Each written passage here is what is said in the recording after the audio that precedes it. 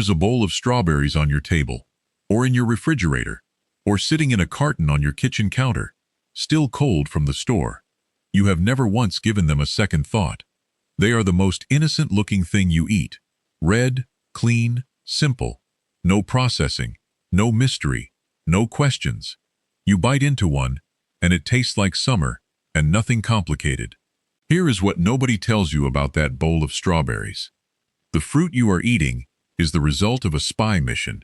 It took decades to figure out why the plants that came back from that mission refused to produce anything at all. It was served on the tables of kings, while farm workers were told they were not allowed to eat it. It requires a chemical so toxic that regulators spent 20 years fighting over whether to ban it. And at this exact moment, somewhere in California, a child's small hands are picking the ones that will end up in your refrigerator next week. Because small hands do not bruise the fruit. You thought you were just eating a strawberry. Before we go any further, drop a comment and tell me where in the world you are watching from right now, and what time it is there. I genuinely read every one of them, and I am always surprised by who is out there. The wild strawberry has been growing across Europe, Asia, and the Americas for longer than recorded history. The Romans knew it. Pliny the Elder wrote about it in the 1st century. He cataloged its uses in careful detail. He did not eat it. In ancient Rome, the strawberry was a plant for healers, not for kitchens. The small red fruit was used to treat melancholy, fever, kidney stones, bad breath, and inflammation. The Romans had a word for it, fraga, which came not from any word for sweetness or flavor, but from fragrance. They assessed the strawberry with their nose first, because that was the part of it they valued. The flavor, such as it was, came second. Throughout the Middle Ages, European monasteries grew wild strawberries in their medicinal gardens alongside other curative plants. The monks who tended them noticed something worth noting. The flower of the plant had 5 white petals, which symbolized the 5 wounds of Christ. The leaf grew in 3 parts, a reminder of the Holy Trinity, and the fruit itself was the deep red of blood. To eat the wild strawberry casually, as you might eat a grape or an apple, was to miss what it meant. It was a plant with theological weight. You did not simply snack on it. This is the strawberry that existed for most of human history. Small, tart, fragrant, more useful in a medicine chest than on a plate. Nobody was building an industry around it. Nobody was growing it in fields.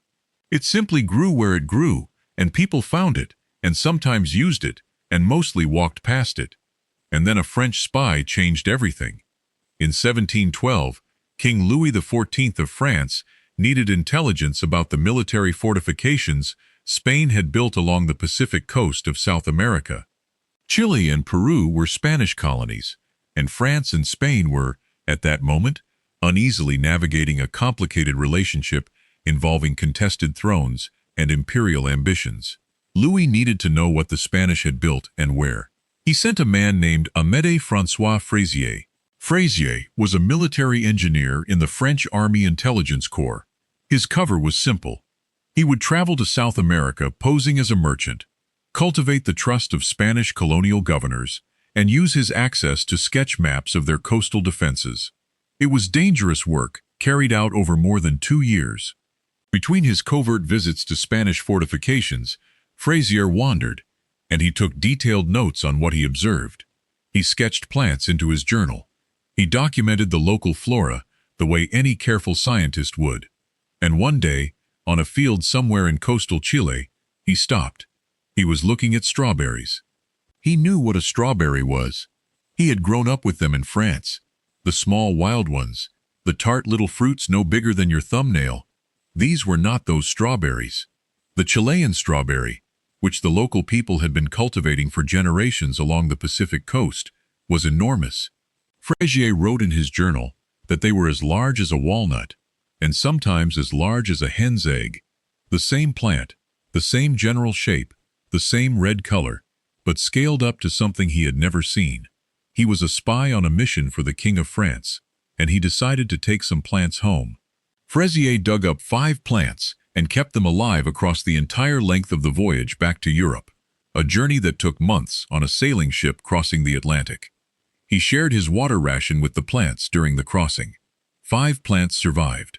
One of them was planted in the royal gardens at Versailles. The others went to botanical gardens and estates in Brittany. None of them produced any fruit. For years, French gardeners tended the Chilean plants and watched them grow large and healthy. The leaves were vigorous, the plants spread well, and nothing happened. No flowers that led to fruit, no harvest, nothing. The gardeners had no way of knowing what the problem was, because the science of plant reproduction was not yet well understood. What they could not see was that all 5 of Fraisier's surviving plants were female. Strawberry plants can be male, female, or both, and the Chilean variety Fraisier had collected happened to produce only female flowers. Without a male plant nearby to provide pollen, the fruit would never come. It took decades to resolve, and the resolution was accidental. Sometime in the mid-1700s, somewhere in the gardens of Brittany, the Chilean plants ended up growing alongside a different strawberry species that had been brought from eastern North America, Fragaria virginiana. The Virginia strawberry was smaller than the Chilean variety, but sweeter.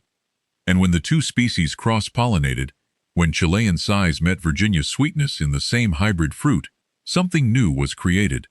Fragaria cas ananassa, the garden strawberry, the one you are eating today. In 1764, a 17-year-old botanical prodigy named Antoine Nicolas Duchesne presented King Louis XV with a pot of the Chilean strawberry bearing actual fruit. The king, who had been waiting for years for these plants to produce anything at all, was so struck by what he saw that he summoned a court illustrator to paint them for the royal library. Every strawberry you have bitten into on a summer afternoon descends from those 5 plants. Not metaphorically, genetically. Fraisier's 5 plants, kept alive on a sailing ship by a spy who shared his water ration with them, are the reason the flavor exists. All of it, from the carton in your refrigerator to the strawberry shortcake at the county fair, traces back to a hillside in Chile and a man who was supposed to be drawing maps of Spanish cannons. Once the modern strawberry existed, it moved quickly upward. In the 16th and 17th centuries, a fresh strawberry could only be enjoyed close to where it was grown, and only on the day it was picked. There was no refrigeration, no rapid transport, no way to keep the fruit from bruising and spoiling within hours of leaving the plant. That single constraint turned the strawberry into a marker of privilege that was almost impossible to fabricate. You could import salted fish, you could store dried grain, you could preserve almost any other food if you were creative enough. But a fresh strawberry on a plate in June meant you had access. It meant you were close to someone who had land and knew how to use it. By the Victorian era, England had developed a particular obsession with the strawberry. English strawberries became so celebrated for their size and flavor that the French began calling them les fraises anglaises, the English strawberries, as though the country had claimed the fruit the way it claimed its empire. In 1892, an English horticulturalist created a variety called the Royal Sovereign, widely agreed to be unmatched in both appearance and flavor. Today, you can buy a pound of strawberries for less than $3, but a fresh strawberry still tastes better on the day it is picked than it does 3 days later. The thing that once made it a luxury has not entirely disappeared. You can still taste the difference if you pay attention. But here is the part that did not change when the railways arrived, and it has not changed since. The railways made it possible to move strawberries from Kent to London in a single day, and that democratized access to the fruit in a way nothing had before. But the people who controlled where the strawberries came from and who received the benefit of the price they commanded, that part stayed remarkably stable. What the railways changed was where the strawberries could go, not who the system was designed to serve. The tradition at Wimbledon captures this exactly. The All England Lawn Tennis and Croquet Club held its first championship in 1877. No one is entirely sure when strawberries and cream became part of the event. The most honest answer is that they were probably always there, carried in by the kind of people who attended, because those people had access to fresh strawberries and cream on a summer afternoon in a way that most people did not. The tradition was never invented. It simply accumulated, the way upper-class habits do, until it became indistinguishable from the event itself.